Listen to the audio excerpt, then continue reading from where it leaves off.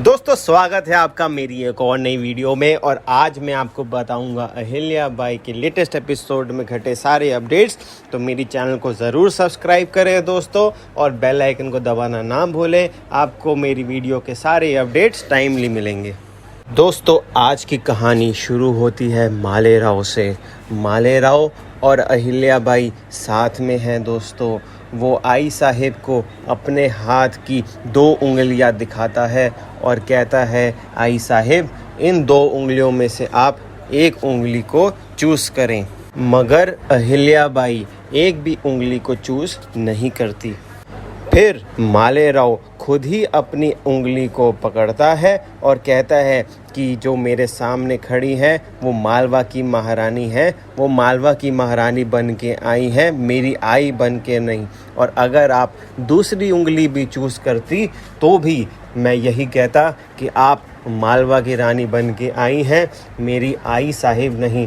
इससे दोस्तों ये समझ में आ रहा है कि मालेराव कितने नशे में है।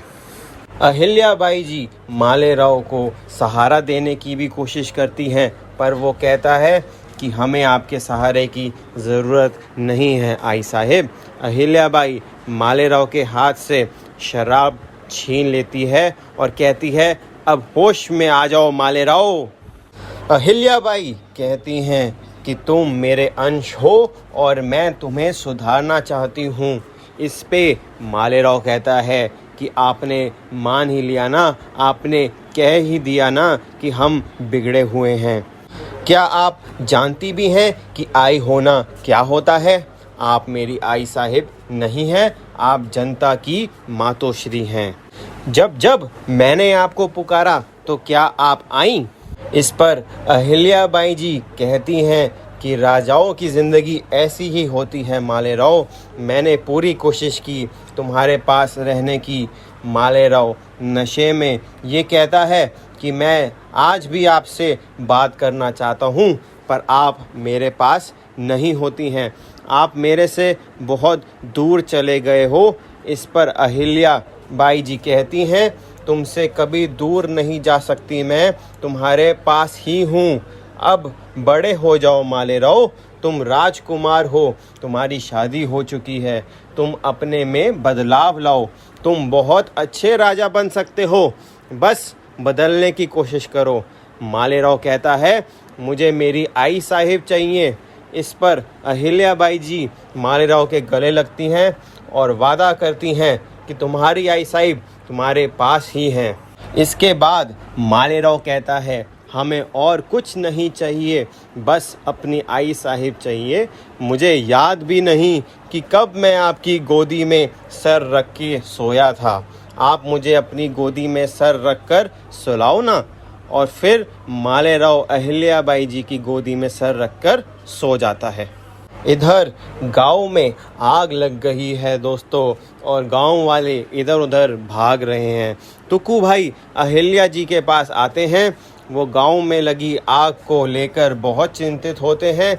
वो अहिल्या बाई जी से कहते हैं कि बहुत बुरी खबर है, गांव में बहुत बड़ी आग लगी हुई है।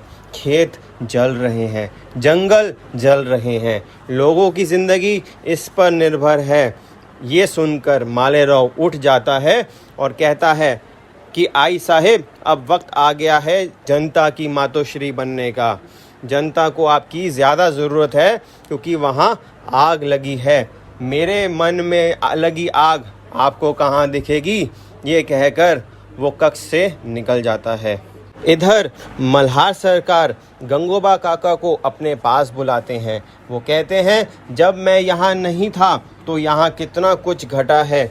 हम जब मुहिम पर जाते हैं तो हम आपके भरोसे जाते हैं गंगोबा काका, कि जब तक यहाँ आप हैं सब कुछ ठीक रहेगा। गंगोबा जी कहते हैं, इस पर मेरा क्या दोष है? मैंने तो सदा मालवा के हित में काम करता हूँ। मल्हार सरकार कहते हैं कि आपके रहते हुए अहिल्या को गद्दी से उतार दिया।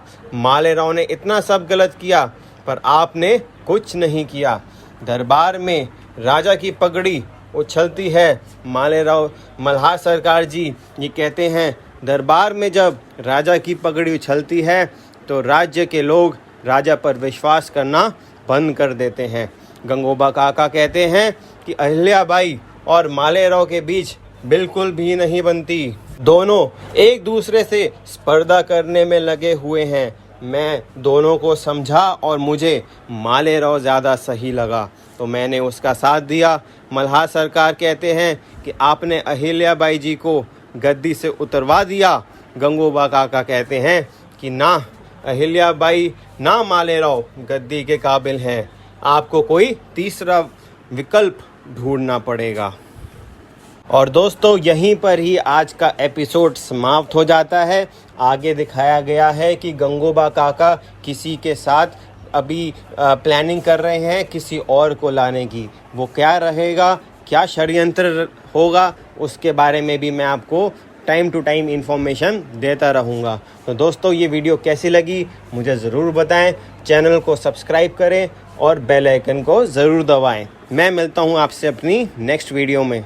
तब तक के लिए टेक केयर, बाय बाय।